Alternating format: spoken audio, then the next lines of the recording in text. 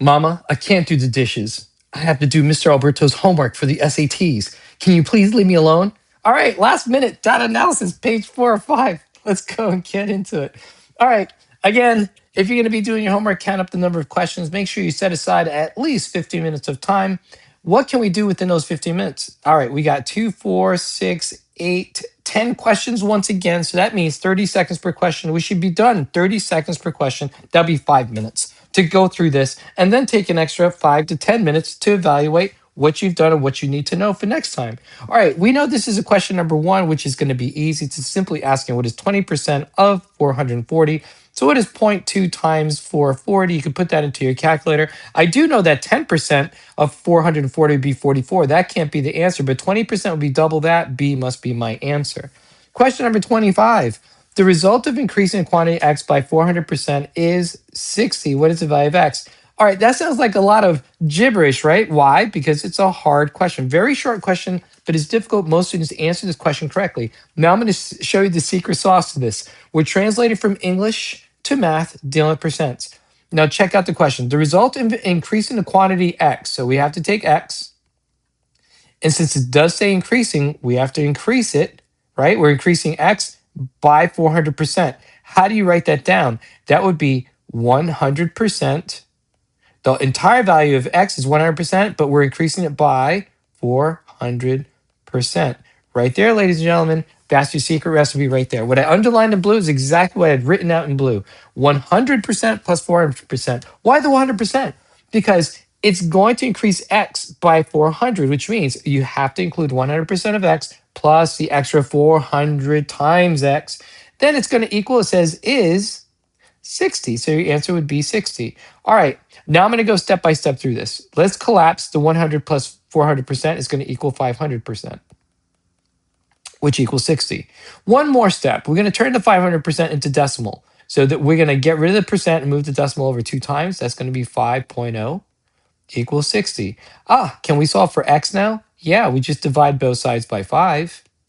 So x equals 60 divided by 5 is 12, and that is the answer to your question. Ooh-wee. Did you notice the answer choice B? That is bait in case you messed up and forgot to do your 100% plus 400%, and you only did 400% without the 100. All right, question number 27. That's meant to be hardy-darty. Why did I put a bunch of hard questions? Because if you understand the hard questions, you're gonna understand the easy questions. Now, what makes this question hard? It's a short question, but it's gonna be the wording. 210 is, what does that mean? That means 210 is equal, right? Now here, let me do this in red. See if I can find my colors. Colors. Here we go. Is P% greater? What does that mean? That means 100% plus P%. You guys got that? Is P% greater?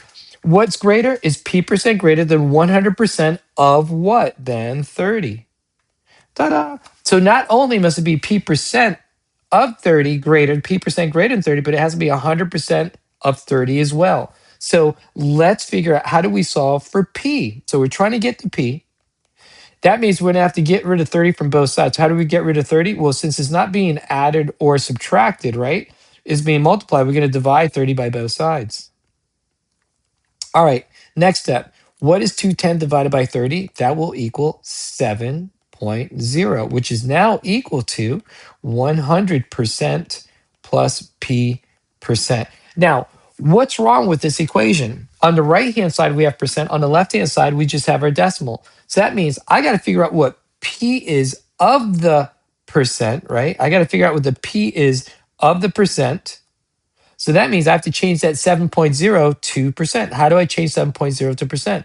Move the decimal point over 2 times. So that's going to make that 700% is now equal to 100% plus P%. And how do we solve for P? We just subtract 100 from both sides. So P equals 700 minus 100 equals 600. And that is the answer to this question.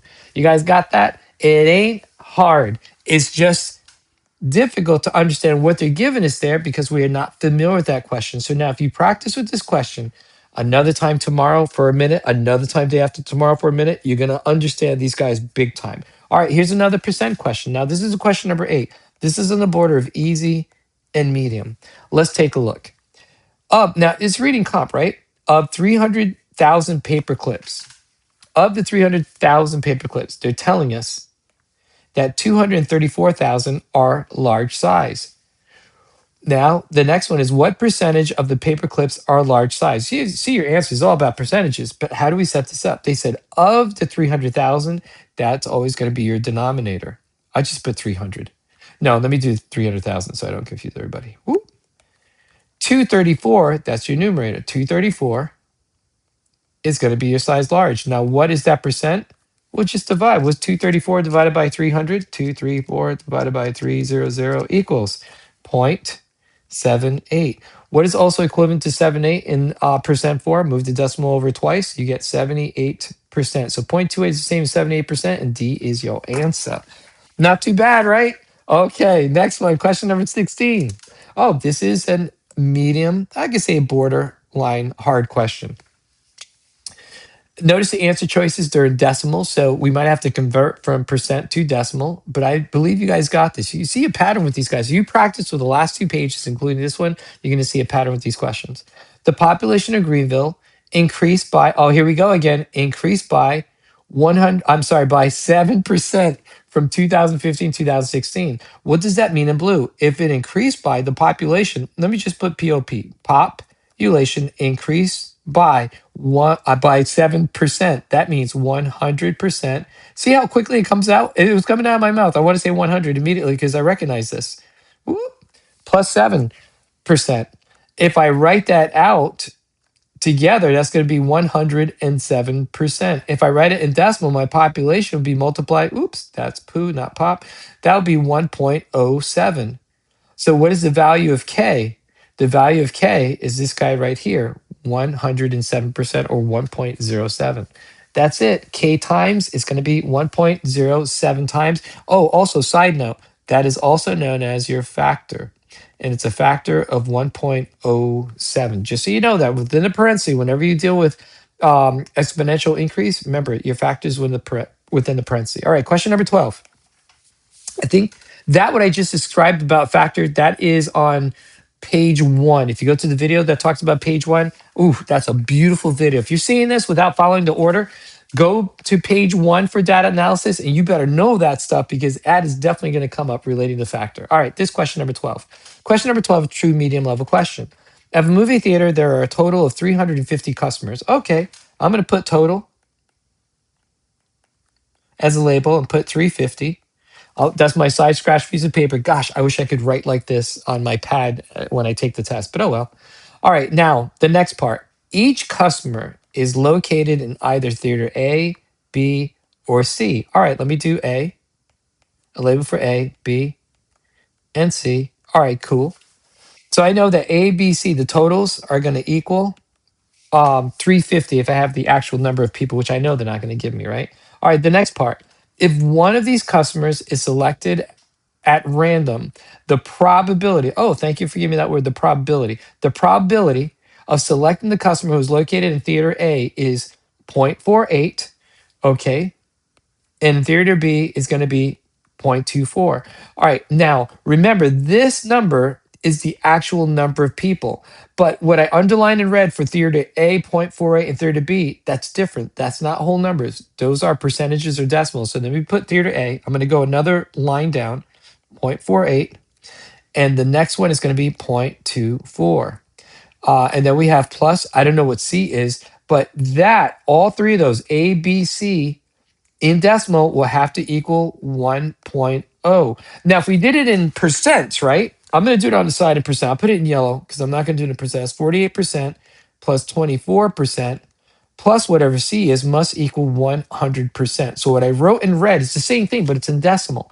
Now I just have to figure out, well, what would be that missing percent for C so I can get a total of 100%. So if I took 100 minus 24 minus 48, it's going to equal 28%, which is the same as saying 0.28. All right, now I'm straight. I'm good to go. Now I can figure out my actual people totals. This question is asking me how many customers are located in theater C. So all I have to do is solve For C, X. I cross multiply, I'm going to get my answer. Now, if you cross multiply carefully, you're going to get 1 times X is just going to be 1X, and then it's going to be equal to 0.28 times 350, which will give you almost like 98. That's it, done. Was it really that hard? No, I know you guys got this. Let me verify. 0.28 times 350 equals, yep, 98 is your answer all day long. If they ask you, here's how they can make it a hard question. They'll ask you, oh, what is the difference between the people in theaters B and C? Then I would have to figure out theater B. What would be that X, right? Then I just still do the same cross multiplication with the 350. If they ask me, oh, oh gosh, what is A plus B minus C? I would have to figure out, A, that'll be another level. So I'd have to figure out this guy. What would I cross multiply? All the way across. And I still get the same answer. I mean, I would still be able to get my answers for all three, A, B, and C, and do whatever they ask me to do. In this case, is only theater C. All right, next question. Question number 2. I know question number 2 is supposed to be a very easy question because it's very early. Now I see my answer choices, they're in fractions. So maybe I'm a little afraid of fractions, but I'm gonna be cool. Now, this is testing probability. Check this out. Probability was very similar to this question number 8 of data analysis, right? Because the answers are showing you percentages. Another thing that we could take a look at for answers, or actually, remember question number 12, the one that we had just done? They talked about probability and they said it would be 0.48 and 0.24. So that question number 8, this is 0.22, 0.33, 0.66, 0.78. Now let's go into the probability questions. You see its relationship to one another. That's why I put it all on one page. So specifically, they're asking for probability. For a particular machine that produces beads, 29 out of every 100 beads it produces have a defect. So that is a ratio. Technically, that's a ratio. It is 29 to 100. That ratio is also the same as a fraction, which would be 29 over 100. Don't forget that. Whenever you deal with ratios, it can also be shown as a fraction. Now, the next part. A bead produced by the machine will be selected at random. What is the probability of selecting a bead that has a defect? Well, they told us it's 29 to 100 or 29 over 100, which is C as in kitty cat. And you're in and out of that question. Owned. Now, how can they make this a medium level question? They could ask, well, what is the probability of selecting a bead that has no defect? If that was the question, if we're trying to find the probability of no defect, then we'd have to take 100 minus 29, which will equal, that'd be 1, 9 minus 2 is 7. So that'd be 71 out of 100.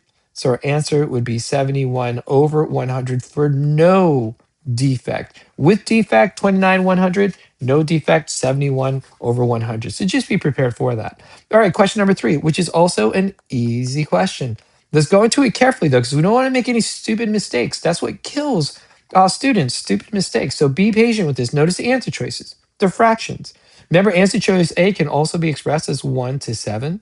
Answer choice B can be expressed as 2 to 7. Be mindful of that. Or your answers can be shown as decimals.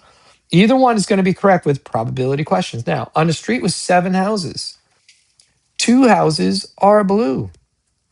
So what did they give us first? A total of 7 houses. On a street of 7 houses, that's going to be your denominator. Your numerator, they give right after 2 houses are blue. So if 2 houses are blue, if a house from the street is selected at random out of all 7 houses, what is the probability of selecting a house that is blue? 2 over 7. And this is your answer. So your answer can be 2 colon 7, or it can be 2 over 7, or it can also be shown as 0.28, and let's say rounded up to 6. So either of those answers would be correct for this question if you had student response. You could do 2 over 7 or 0.286, but not ratio because they don't provide colons for answers. All right, question number 13. It's also probability. Now they give us a table. But should you read this information? Yeah, I certainly say you should read it. But first, examine the table. So first the table, and then you can start reading all the way into the question. All right, what do we notice about the table? We have a red column, blue, yellow, and then we have totals. Now, to make this question harder, instead of making a question number 13, which is a medium level question, if they want to turn it into a hard question, they would not show you the totals. Then you should write in your totals. Okay, so that's how they can make it hard by not showing you the totals. All right, what are they showing us horizontally? They're showing us that we have squares and we have pentagons. So 10 squares are red, 10 pentagons are blue, 25 squares are yellow. Oh, there's a total of yellow squares and pentagons, right? You guys know how to read this stuff. All right, now let's go to the question since you know how to read this stuff. Oops, I'm trying to erase this stuff. All right, let's get busy. If one of these tiles is selected at random, stop. Remember, they always kick off with the denominator. If one of these, they're saying out of all of them, if one of these, they weren't specific. If they said, if one of the total pentagons were selected at random, then it would be 45. Or if one of the squares were selected at random, that would be out of 55. But they said one of these at random is selected, all tiles. That's your denominator is 100. Excuse me. All right. Now the second part is going to be your numerator. What is the probability of selecting a red tile? We have red. Were they specific as to what kind? No, just red tile. That'd be 30. So that's 30 over 100. If I get rid of the two zeros, that's 3 over 10. This is your answer. Or it can also be 0.3, which should also be a correct answer. That's it. Not too bad, right? It's just really reading charts and tables. All right, next one. This is an easy question. Question number 1. Well, let's take a look at the chart first before we read anything. We're being shown a negative slope line. We're being shown some dots. Those dots represent measurements over time, right? We got 4, 5, 6 different measurements. So somebody saw these dots at first and then said, oh, this looks like a negative slope line and may have created a slope intercept formula for this guy. All right, now what's the x-axis all about? The distance above sea level, and the y-axis is all about temperature. All right, now we can start reading. They're going to describe what you had read. The scatter plot shows the temperature in degrees of Fahrenheit, distance above sea level, in feet, measured at 6 locations. So the numbers below 2,000 feet, 4,000 feet, and so on. We're good.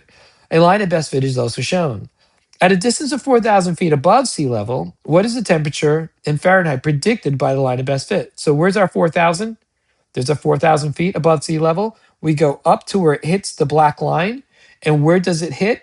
It hits right here. And if we go all the way to the left, what does it meet with on our y-axis? Between 40 and 30 is 35. And that, ladies and gentlemen, is page 4 of this data analysis. Now, if you like what you saw, please like, comment, share, but most importantly, subscribe to the station or whatever you call the YouTube channel. And if you have any question, you need copies of the documents, just text me at 786-877-7231. Until page 5. See you later.